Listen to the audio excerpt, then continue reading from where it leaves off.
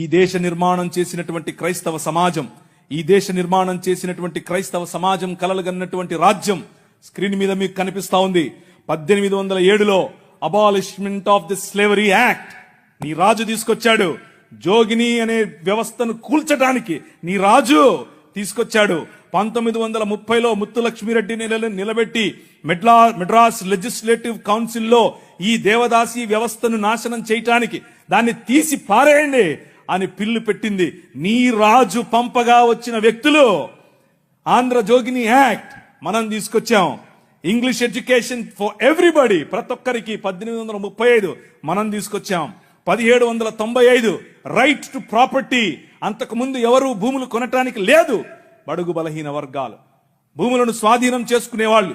నీకేంద్ర రే మల్లిగా అనేవాళ్ళు, నువ్వెవర రే ఈరిగా అనేవాళ్ళు, నువ్వెవర రే బయటుండు, నువ్వు మా ఇంటికి రావద్దు, నీ నీడ పడద్దు అన్నారు. కానీ నీ రాజు నీకు అధికారం ఇచ్చాడు. భూమి కొనుక్కునే అధికారం, భూమిలో పండించుకునే అధికారం, పండించిన దాన్ని తినే అధికారం నీది. అంతకు ముందేమయ్యేది, భూమి తీసుకుని కష్టపడి మంచిగా పనిచేసి ఇంత పండు వండిన తర్వాత వస్తాడు అయ్యగారు, ఏట్రా ఇది ఏటి బాబండింది, అమ్మగారికి కావాలంటే ఇచ్చిరాపో అంటే నోరు మూసుకొని ఇవ్వాలి అంతే. అదే చట్టం. కానీ ఈరోజు అది కాదు. నువ్వు పండించింది నువ్వు తింటావు, నువ్వు పండించింది నీ పిల్లలు తింటారు, నువ్వు పండించింది ధైర్యంగా నీకోసం పెట్టుకుంటావు, పొదుపు చేసుకుంటావు. కారణం ఏమిటి?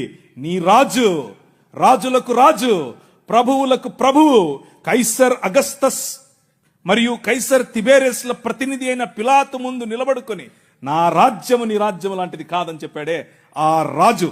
Right to property, right to education, abolishing killing children. చిన్న పిల్లలను కొనుక్కొని వెళ్లేవాళ్ళు. రాజమండ్రి ఆయన ఒకసారి రాశారు, ఈ దాన్ని ఏమంటారు, కాటన్ గారు ఆయనకు రాసినటువంటి, కాటన్ గారి గురించి రాసినటువంటి పత్రిక ఒక పుస్తకంలో ఇలా రాసిందట. ఏంటంటే వాళ్ళ ఇంట్లో పనిచేసేటట్టు ఒక ఆయమను వచ్చి ఒక ₹1 ఇవ్వమ్మా అని అడిగింది. ఆ రోజుల్లో ₹1 ఎందుకమ్మా అంటే, నేను వెళ్ళి రాజమండ్రిలో ఒక ఆడపిల్లను కొనుక్కొచ్చుకుంటాను అంటుంది. ఏంటి కొనుక్కొచ్చుకుంటావా? ఎందుకు? అది మన పరిస్థితి ఆ రోజుల్లో. పిల్లలు నమ్ముకునేటటువంటి బతుకులు, తినటానికి లేని బతుకులు, పిల్లలు నమ్ముకునేటటువంటి బతుకుల నుండి నీ రాజు, నువ్వు అమ్మటానికి వీలు లేదు, నువ్వు చంపటానికి వీలు లేదు. నిర్మాణం కట్టాలంటే పిల్లల్ని చంపరారు, ఏదైనా రోడ్డు వేయాలంటే పిల్లల్ని చంపుతారు, రక్తం పడాలంటారు. ఇలా పిల్లలను, మన పిల్లలను చంపుతూ ఉంటే